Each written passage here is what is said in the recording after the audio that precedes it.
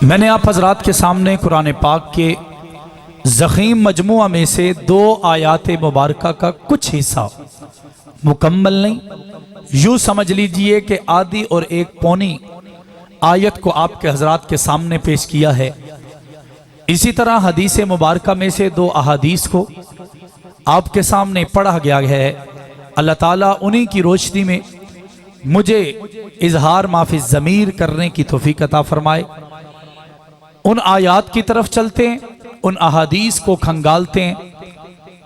मैंने पढ़ा इन्नल्लज़ीना क़ालू रब्बुनल्लाहु थुम्मा इस्तक़ामू, कि वो लोग जो डट गए, उन्होंने इस्तकामत इख्तियार की। अल्लाह ताला उनके बारे में फरमाते हैं कि जो डट गए उनके बारे में अल्लाह का इनाम, इकराम, अजमत, रिफ़त और बुलंदी अल्लाह के उनके मुतल्लिक क्या है कि ये डट जाना, मुकाबिल में खड़े हो जाना मेरे रब को बड़ा पसंद है। हक के लिए अगर कोई डट जाए, हक के लिए अगर कोई पीछे ना हटे, हक के लिए अगर कोई अकेला ही खड़ा हो जाए, हक के लिए अगर अपनी जवानी देने पे उतर आए, हक के लिए अपनी कुर्बानी पेश करने को कोई चला आए, हक के लिए अगर इल्म और अपने जिंदगी के मामूलात कुर्बान करता नजर आए, हक के लिए अगर अपनी जिंदगी के शब रोज देता हुआ नजर आए, हक के लिए अगर अल्लाह रब्बुल इज्जत की रजा सामने हो, हुक्मरानों से लड़ पड़े, अपने इलाके के लोगों से लड़ पड़े, लेकिन रजा अल्लाह की मकसूद हो, तो अल्लाह रब्बुल इज्जत उनके बारे में फरमाते हैं कि अल्लाह रब्बुल इज्जत ऐसे इस्तकामत वाले, ऐसे जुर्रत और हिम्मत वाले लोगों के हक में बहुत अच्छे फैसले कर चुके हैं। उन पर रहमतों का नुज़ूल होता है, उन पर फरिश्तों की रहमतों की बारिश होती नजर आती है। ये इस्तकामत का मामूल आज का नहीं है, बल्कि 1400 साल पहले का भी नहीं है। मैं इससे भी आगे आपको लेकर जाना चाहता हूँ। जब आदम दुनिया में आए थे, आदम अलैहिस्सलाम ने आकर अल्लाह की तौहीद का नारा सुनाया, नगमा सुनाया, अलम लहराया, झंडा लहराया, तो दुनिया मुकाबिल में उतर आई। हजरत आदम अलैहिस्सलाम को तकलीफें दी जाने लगी, नूह चले आए, उनको भी तकलीफें दी जाने लगी। हजरत शीश आए, 1,24,000 नबी इस दुनिया में तशरीफ लाए। जिसने भी अल्लाह की तौहीद का नारा लगाया, उसको भी अल्लाह रब्बुल इज्जत की तौहीद के नारे के जुर्म में मारा गया, पीटा गया, पाबंदे सलासल किया गया, फांसी के फंदे पर लटका दिया गया। आप तसव्वुर नहीं कर सकते। आप ये सोचेंगे ये फांसी हमारे लिए, इस उम्मत के लिए, मोहम्मद के मानने वालों के लिए। रब्बे काबा की कसम ऐसा नहीं। 1,24,000 नबी इस दुनिया में आए। इन 1.25 लाख नबियों में से 18,000 नबी ऐसे हैं जिनको जिबा कर दिया गया, फांसी के फंदे पर लटका दिया गया, किसी को कुएं में बंद करके जिंदा दरगोर कर दिया गया, किसी के ऊपर मिट्टी का तोदा गिरा के उसे मार डाला गया, किसी के जिस्म पर मेखे डाली गई, किसी को फांसी के फंदे पे चढ़ाया गया, किसी को नकेल पर चढ़ाया गया, किसी को सूली पर खड़ा कर दिया गया, किसी को लिटाकर मारा गया। जोर जबर की आंधियां चली, जुल्म तशद्दुद के पहाड़ तोड़े गए।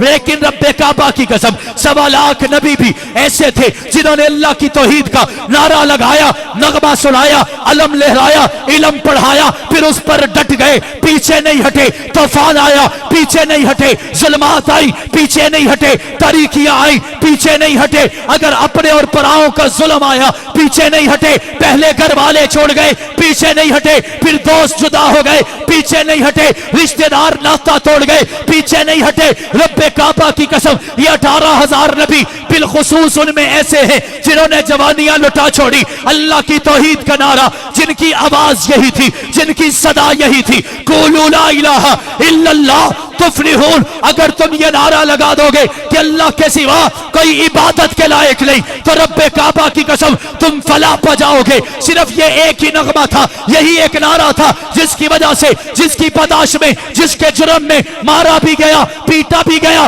जुल्म तशद्दुद के पहाड़ भी तोड़ दिए गए, उनकी औलादों को यतीम कर दिया गया, बीवियों को बेवा कर दिया गया, वालिदैन को बेसहारा छोड़ दिया गया। मैंने जैसे पहले कहा, अल्लाह को इस्तकामत पसंद है। रब्बे काबा की कसम, इन 18,000 नबियों समेत 1.25 लाख नबियों ने जब अल्लाह की तौहीद के लिए कुर्बानियां पेश की, अपने आप को बेवतन कर लिया, अपने आप को जिला वतन कर लिया, अपने आप के लिए मुल्क को छोड़ गए, अल्लाह के लिए इलाके को छोड़ दिया। फिर अल्लाह रब्बुल इज्जत ने भी कुरान में बाजा बजा कहा, हर बार कहा, हर जगह कहा, जो ऐसा कर चुके हैं, जो डट चुके हैं, जो मुकाबले में आ चुके हैं, जिनकी सदा खुद एक खुदा की है, एक रब्बुल उला की है, उनके बारे में अल्लाह का कुरान कहता है वो इधर भी आलीशान है और जन्नत में भी आलीशान है। मेरी बात समझ में आ रही है? हक के लिए डट जाना मेरे रब को बड़ा पसंद है। उसकी मिसाल देने लगा हूं। आप सोचेंगे कि सिर्फ हम क्यों डटते हैं, हम क्यों कटते हैं, हम क्यों जिबा होते हैं। आज इसकी मिसाल आज के दौर से नहीं बल्कि नबियों से शुरू करूंगा। अल्लाह के एक नबी गुजरे हैं, नाम है हजरत हंजला। क्या नाम है? बुलंद आवाज से सारे मिलकर एक मर्तबा दोहरा दें, सारे मिलकर, हजरत हंजला बिन सफवान। बुलंद आवाज से, हजरत हंजला बिन सफवान अलैहि सलातु व तस्लीम अल्लाह के नबी बना दिए गए। वो उठे और सबसे पहले अपने सरदार के पास चले गए। ये वही सरदार है जो खानदानी वडेरा भी है, कबीले का सरदार भी है, इलाके का बादशाह भी है, रहबरो रहनुमा भी है, मुक्तदा और पेशवा भी है। हजरत हंजला उसके पास जाकर फरमाने लगे कि ए सरदार, ए हमारे वडेरे, मुझे अल्लाह ने अपना नबी बनाकर भेजा है और उसकी सदा यही है कि कूलू ला इलाहा इल्लल्लाह तुफलिहून। अगर तुम ये कह दो कि अल्लाह के सिवा कोई इबादत के लायक नहीं, कोई मांगने के लायक नहीं, कोई दाता और मौला नहीं, कोई ऐसा नहीं कि जिसके सामने झुका जाए, तो तुम फलाह पा जाओगे, तुम हिदायत के रास्ते पे चल जाओगे, तुम जन्नत के राही बन जाओगे, तुम मंजिल के मुसाफिर बन जाओगे। मैंने कहा होना तो यह चाहिए कि जब इन्होंने कह दिया था, अब सरदार इनको सीने से लगाता, इन्हें करीब कर लेता, पास बिठाता, इनाम देता, तोहफा देता, वज़ाइफ देता। लेकिन ऐसा नहीं हुआ। जब हजरत हंजला बिन सफवान ने अपनी तौहीद का नारा लगाया तो उसी सरदार ने कहा, उसको वरगलाने के लिए पहले मोहब्बत का एक तीर चलाया, चलाकर कहने लगा, ए हंजला, तुझे नहीं पता, तुझे अपने हाथों में खिलाया है, तुझे उंगली पकड़कर चलाया है, तुझे छोटे छोटे संभाला है, तुझे खाना पीना सिखाया है। आज तू खड़ा होकर कहते कि मैं तुम्हारी बराबरी करूंगा, मैं तुम्हारे मुकाबिल खड़ा हो जाऊंगा। हजरत हंजला ने चीख कर कहा, ए सरताज, मुझे बड़ा ना मानिए, मेरे खुदा को बड़ा मान लीजिए, मुझे बड़ा ना मानिए, मेरे खुदा को एक मान लीजिए, मुझे बड़ा ना तस्लीम कीजिए, मेरे खुदा को वहदहू ला शरीक समझ लीजिए, मैं मान जाऊंगा, तस्लीम कर लूंगा। वो कहने लगा, आज तू रब का कहेगा, कल तू अपना भी कह जाएगा,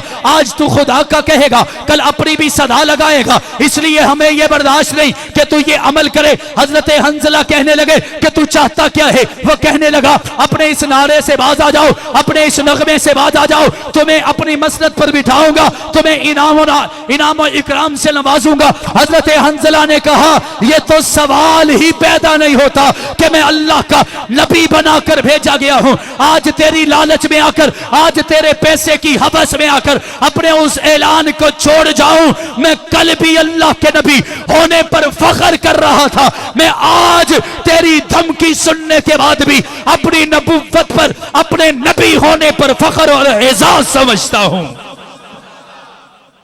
उसने कहा, यह बात ऐसे नहीं चलेगी। रिश्तेदारों को बुलाया, कबीले को बुलाया, इसे समझाओ। मैंने कहा, समझा वो करता है जो हक पे ना हो। ऐसे नहीं बुलंद आवाज से।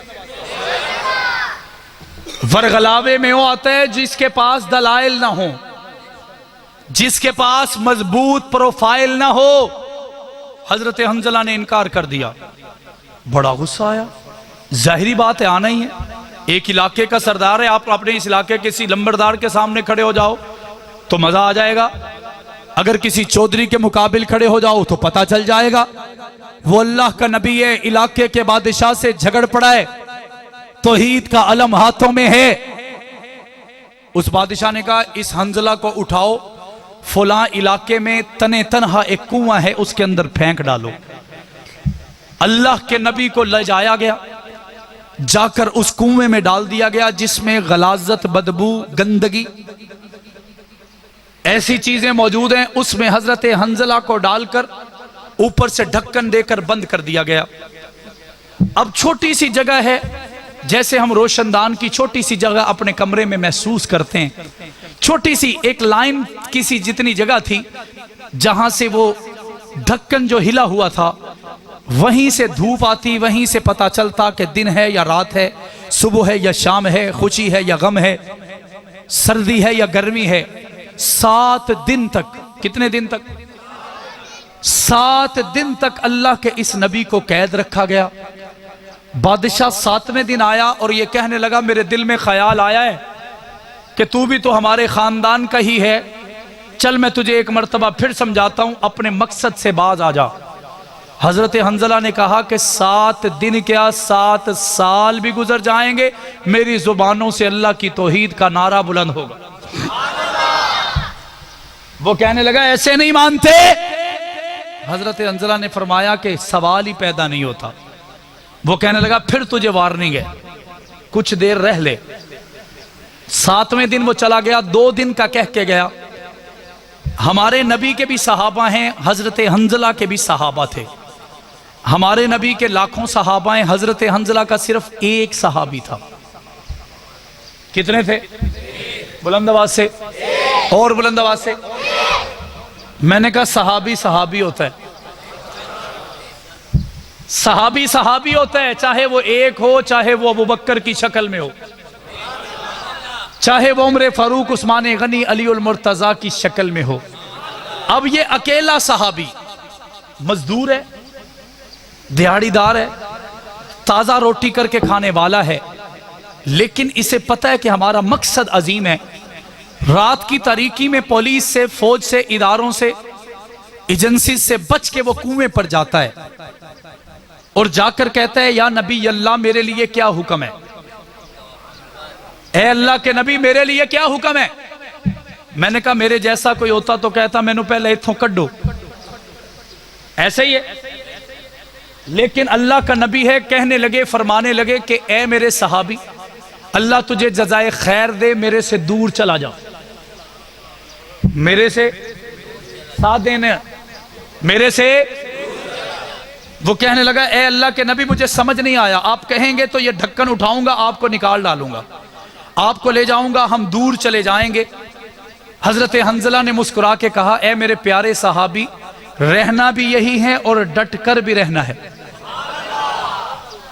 रहना भी यही है और डट कर भी रहना है। फिर या नबी अल्लाह हुक्म क्या है? फरमाने लगे मेरे से दूर चला जा, अगर तू ना बचा तो समझूंगा कि मिशन भी ना बचा, अगर तू नहीं बचा तो समझूंगा मिशन भी नहीं बचा। वो कहने लगा कि ए मेरे सरदार, ए मेरे नबी, हम दोनों बच जाएंगे, यहां से निकल जाएंगे। हजरत हंजला ने मुस्कुरा के कहा अगर ये तुझे मेरे साथ देखेंगे तो तुझे भी मार डालेंगे, तुझे मैं एक मकसद दे जा रहा हूं, एक मिशन और नजरिया तेरे हवाले करके जा रहा हूं। वो पूछने लगा अल्लाह के लाडले पैगंबर वो क्या है? हजरत हंजला ने कहा मुझसे दूर चला जा लेकिन डटे रहना, लेकिन अगले दिन वो चला गया, बादशाह आ गया। बादशाह ने आके फिर कहा कि हंजला वक्त पूरा हो चुका है, अब बता इरादे क्या हैं। फरमाने लगे कि मेरा वही इरादा है जो आज से 10 दिन पहले था, मैं हट नहीं सकता, पीछे हो नहीं सकता। उसने हुक्म दिया कि हजरत हंजला के कुएं के अंदर मट्टी भर दी जाए। अब मट्टी डाली जा रही है, जब यहां तक पहुंची अब वो कहने लगा बादशाह कि हंजला तू तबाह बर्बाद होने वाला है, नऊज़ बिल्लाह, तू तबाह बर्बाद होने वाला है। हजरत हंजला ने कहा कि तबाह बर्बाद होना ये नहीं कि मैं दुनिया से चला जाऊं, तबाह बर्बाद होना ये है कि मैं अपने मिशन से हट जाऊं। मैं अपने मिशन से, बुलंद आवाज से, मैं अपने मिशन से। मुझे किसी ने पूछा मिशन होता क्या है, मैंने कहा सच बोलना, हक पे डट जाना, अदल इंसाफ कायम करना, सखावत और हया के साथ चलना, जुर्रत और हिम्मत को अपनी ताकत बना लेना, अल्लाह के नबी के सहाबा, अल्लाह के नबी के अहले बैत, अल्लाह के नबी की अपनी सिफातों कमालातों इबादतों रियाजात, इतने इसके अंदर जिस अच्छाई को बंदा देखे, पढ़े, महसूस करे, उस पर डट जाना हक हुआ करता है। उस पर डट जाना। बादशाह ने कहा जी ये नहीं मानता, ਇਹਦੇ ਉੱਤੇ मिट्टी सट दियो। अल्लाह के नबी की गर्दन फिर सर तक मट्टी डाल दी गई। मैं यूं कहूं कि अल्लाह के नबी को जिंदा दरगोर कर दिया गया। लेकिन आप क्या समझते हैं, मिशन खत्म हो गया? बुलंद आवाज से, बुलंद आवाज से, बुलंद आवाज से, मिशन खत्म हो गया। मुझे कोई कहने लगा इसका मतलब ये हुआ हजरत हंजला चले गए, बात खत्म। मैंने कहा नहीं नहीं नहीं, ये इनकलाब का बोझ बनकर, कबर इनकलाब का बीज बनकर, ये जिंदगी में अपनी जिंदगी को कुर्बान करके जमीन में बीज बनकर कुर्बान हुए हैं। यही उस एक सहाबी से ये मिशन चलेगा, दुनिया में फैलेगा। फिर दुनिया ने मंजर देखा कि कुलू ला इलाहा इल्लल्लाह की सदाएं लगाने के लिए वो तने तनहा सहाबी निकला, दुनिया में अल्लाह की तौहीद के नारे सुनाता रहा, नगमे सुनाता रहा, अलम लहराता रहा, झंडे पहुंचाता रहा। किसी ने पूछा मिसाल कैसे है, मैंने कहा देखिए ना, हक नवाज चले गए, मिशन अभी बाकी है, इसार चले गए, मिशन अभी बाकी है, इजहार चले गए, मिशन अभी बाकी है, मुख्तार चले गए, मिशन अभी बाकी है, जिया रहमान चले गए, मिशन अभी बाकी है, आजम तारक चले गए, मिशन अभी बाकी है, अली शेर हैदरी जुदा कर दिए गए, मिशन अभी बाकी है, 10,000 लाशें कब्र में डाल दिए गए, मिशन अभी बाकी है, बच्चे यतीम हुए, मिशन अभी बाकी है, बीवियां बेवा कर दी गई, मिशन अभी बाकी है, वालिदैन बेसहारा हुए, मिशन अभी बाकी है। पूछने वाला पूछते ये कब तक रहेगा? मैंने कहा जब तक सुम्मस्तकामों पे डटे रहेंगे, जब तक अल्लाह की तौहीद का नारा लगाते रहेंगे, अल्लाह के नबी की इताअत करते रहेंगे, सहाबा की गुलामी करते रहेंगे, आले बैत की नौकरी करते रहेंगे। कहने लगा मिलेगा क्या? मैंने कहा जब हम सब कुछ कर गुजरेंगे, दुनिया में भी आलीशान बनते नजर आएंगे, जन्नत में भी आलीशान जाते नजर आएंगे। जो जो डट जाता है मेरे रब को बड़ा पसंद है। मैंने एक नबी का क्या किस्सा झलक दिखाई, एक सहाबी की बात करके अपनी बात को खत्म करता हूं। मेरे नबी के जमाना में 3 सहाबी हुस्न के पैकर थे। कितने? बुलंद आवाज से। एक का नाम था खुबैब इब्ने अदी। क्या नाम था?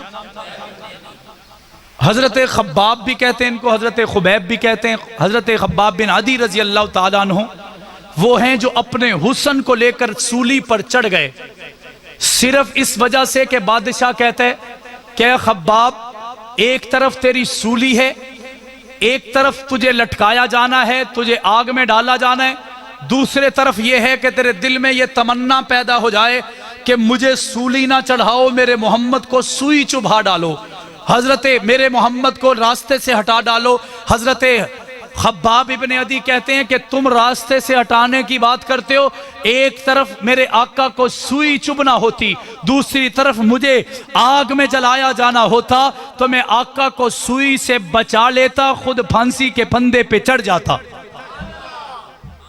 हजरत खब्बाब इब्ने अदी पहले हसीन सहाबी, हजरत दिहया कल्बी दूसरे हसीन सहाबी हैं, तीसरे हजरत हुजैफा सुहैमी। क्या नाम है? हुजैफा सुहैमी मेरे नबी के बड़े खूबसूरत सहाबी हैं। रिवायात में आता है वो इतने खूबसूरत हैं कि हम औरतों के पास रिश्ता लेकर जाते हैं, लेकिन उस जमाने की औरतें अपनी बच्चियों के साथ रिश्ता हजरत हुजैफा के लेने के लिए चली आती थी। शाह रोम के साथ जंग लगी, शाह रोम के साथ ये जो जंग लगी इसमें मुसलमानों को फतह याब नहीं हुई, फतह याबी हासिल नहीं हुई, लेकिन इस जंग के नतीजे में 600 कैदी हजरते हुजैफा सुहैमी समेत शाह रूम के मेहमान बन गए, यानी कैदी बन गए, जेल में चले गए, हाथों को बांध दिया गया, टांगों को बांध दिया गया। लेकिन मैं कुर्बान मोहम्मद के सहाबा के कदमों पर बादशाह वक्त जो शाह रूम है वो अपनी मसनद पर बैठकर इन 600 कैदियों का नजारा कर रहा है। इन 600 कैदियों में सबसे पहले हजरत हुजैफा खड़े, उसने कहा कि इस खूबसूरत नौजवान को लाओ, इसे लाकर मेरे पास बिठाओ, इसकी रस्सियां खोल डालो, इसके पांव को खोल डालो, इसे मेरे पास लाओ। हजरत हुजैफा को लाया गया, वो कहने लगा ए हुजैफा तेरा नाम क्या है? अल्लाह के बंदे तेरा नाम क्या है? कहने लगे मेरा नाम हुजैफा है। तेरी उम्र कितनी है? 32 साल है। किस लिए आया है? कहने लगा मैं मोहम्मद के कदमों पे मिटने के लिए आया हूं। वो कहने लगा बादशाह ए हुजैफा कदी अपनी शक्ल भी वेखी है? तेनू पता है तू कितना हसीन है? हजरत हुजैफा ने फरमाया नहीं मुझे नहीं पता, क्योंकि उनका हुस्न भी मोहम्मद के कदमों पे कुर्बान है या नहीं? बादशाह ने कहा तुझे नहीं पता तो मैं दिखाता हूं। कहने लगा जाओ आईना लेके आओ, शीशा लेके आओ। शीशा लाके हजरत हुजैफा के सामने रखा। कहने लगा ए हुजैफा ये शीशा देख। हजरत हुजैफा कहने लगे मैंने देख लिया। वो कहने लगा इन 600 बंदों में देख कोई एक भी तेरे जैसा हसीन है? कोई एक भी तेरे जैसा खूबसूरत है? हजरत हंजला ने फरमाया, हुजैफा ने फरमाया कि होगा। कहने लगा नहीं तू मैनू ए दस तू इन्हां बद्दुआं दे नाल आया क्यों है? नऊजुबिल्लाह तुम इन बेवकूफों के साथ चले क्यों आए? हजरत हुजैफा कहने लगे मुझे इनकी शक्लों का नहीं इनके दिलों का पता है, जिसकी कसमें कुरान खाता है। वो कहने लगा मैं तुझे अपनी बेटी का रिश्ता देना चाहता हूं। एक कैदी को बादशाह कहता है मैं तुझे अपनी बेटी का रिश्ता देना चाहता हूं, बता तू क्या कहता है? हजरत हुजैफा ने फरमाया तू क्या चाहता है? वो कहने लगा रिश्ता दूंगा लेकिन एक शर्त पे। रिश्ता दूंगा लेकिन एक, बुलंद आवाज से एक, वो क्या है? कहने लगा माइनस मोहम्मद, नऊजुबिल्लाह। मोहम्मद को छोड़ोगे तो रिश्ता मिल जाएगा। हजरत हुजैफा ने फरमाया कि अगर मोहम्मद को छोड़ना है फिर तो सवाल भी पैदा नहीं होता। वो कहने लगा मेरी बेटी है, साथ में अपनी बादशाहत में भी हिस्सा दूंगा। हजरत हुजैफा मुस्कुरा कर कहते हैं ऐसी लाखों बादशाहतें मोहम्मद के कदमों पे कुर्बान। बड़ा गुस्सा आया, किसी ना किसी बहाने से मनाना चाहता था। हुजैफा था, ये वही था उलाइकल्लज़ीना इम्तहनल्लाहु क़ुलूबहुम लित्तक़वा, ये वही थे जिनको अल्लाह ने कुरान की सीनत बनाया है। मैंने कहा मैंने सहाबा के दिलों में देखा मुझे कुरान नजर आया, मैंने कुरान के सीने में देखा मुझे सहाबा नजर आए। मैंने कहा कुरान जब सहाबा के सीने में था तब भी ये हसीन थे, जब ये सहाबा कुरान के सीने में चले गए तब भी हसीन हैं। हैं या नहीं है?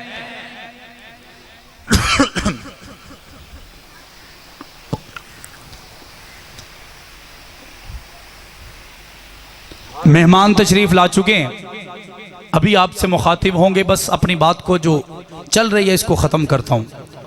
ज़रा बुलंद आवाज़ से कहें सुबहान अल्लाह, सारे मिलकर कह दें सुबहान अल्लाह।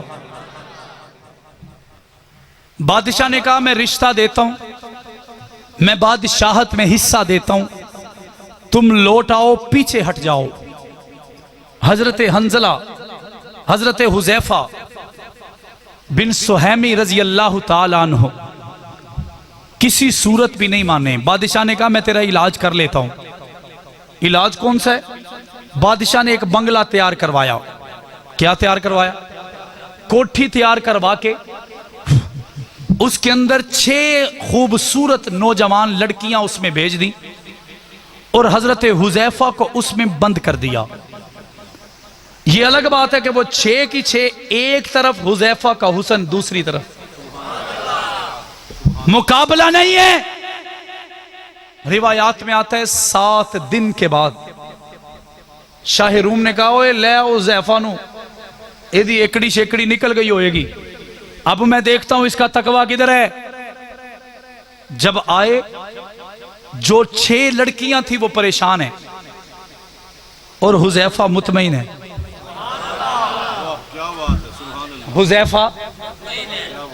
हुजैफा क्योंकि इस्तकामत पर है, क्योंकि और बादशाह पूछे हो की बने हैं, कैसा रहा ये 7 दिन। मेरा जुमला जाया ना कीजिएगा। वो औरतें चीख कर कहने लगी ये कोई इंसान नहीं, ये फरिश्ता है। क्या मतलब है? मैंने कहा इसी को अल्लाह के कुरान ने कहा मा हाजा इल्ला बशरा इन हाजा इल्ला मलकुन करीम, कि अल्लाह के पैगंबर के इस सहाबी के मुताल्लिक कहा जा रहा है कि 7 दिन औरतों के साथ रहा। वो औरतें चीख कर कहती हैं ये पता नहीं किस मिट्टी का बना है, इसने इन 7 दिनों में एक मर्तबा भी नजर उठा के हमारी तरफ नहीं देखा है। बादशाह और परेशान है। जिस तख्त की ऑफर करवाई थी उसी तख्त के सामने दीवार के साथ हजरत हुजैफा को खड़ा करके दोनों हाथ ऐसे दीवार में लगा के, रिवायात में आता है यहां कील ठोके गए और दीवार के साथ लगा दिए गए, लगाए गए। सुबह से शाम तक हजरत हुजैफा को मारा गया। अब होना तो यह चाहिए कि पूरे इलाके के लोग खुश होते कि इन्हें बादशाह दी गल नहीं मननी, तेरे नाल चंगा हो रहा है। लेकिन वो हसीन इतने थे कि उस इलाके शाह रूम के मोहल्ले की औरतें घरों की छतों पर चढ़ चढ़ के रोती और चीखती हुई ये कहती थी कि ए बादशाह हमारा बेटा ले ले, लेकिन ये मोहम्मद का हसीन सहाबी छोड़ दे। उनके दिल में था कि हम अपनी बेटी का निकाह इससे कर डालेंगे। मैंने कहा देखो तो सही, हुजैफा है हसीन, हुसन भी मोहम्मद के कदमों पे कुर्बान कर रहा है। मेखे डाल दी गई, सारा दिन खड़े रहे। बादशाह आख्या इन्हें इंज नहीं मनना। उसने कहा कड़ाहा तेल का लाया जाए, उसमें आग जलाई जाए। मैंने आपसे पहले कहा कि अल्लाह जिसे इस्तकामत पर आजमाता है फिर उसका बदला भी लेता है। हजरत हंजला को आजमाया गया जिन्होंने उन्हें जिंदा दरगोर किया। अल्लाह का कुरान उनके मुताल्लिक कहता है फजालना आलियहा साफिलहा वमतरना अलैहिम हिजारतम मिन सिज्जील। रब्बे काबा की कसम, जो इस्तकामत पर डट जाता है वो खौफे खुदा लेकर कब्र में उतर जाता है, फिर उसके पल पल का हिसाब खुदा की खुदाई लेती है और हर कुफर को नाको चने चबवा कर दम लेते हैं। हजरत हुजैफा को तेल के कड़ाहे में डाल दिया गया। 4 दिन तक आग जलाई गई। कितने दिन तक? बुलंद आवाज से सारे मिलकर आग जलाई गई। 4 दिन के बाद बेलचा या वो निकालने वाला आया कि अब हड्डियां निकालते हैं, शायद कोई बच गई हो, शायद कोई। जब उस कड़ाहे में वो बर्तन डाल के निकालने की कोशिश की गई, अल्लाह ने बता दिया मैं इस्तकामत वालों के साथ हूं। 4 दिन के बाद भी हुजैफा सही सलामत निकल आए। निकले या नहीं निकले?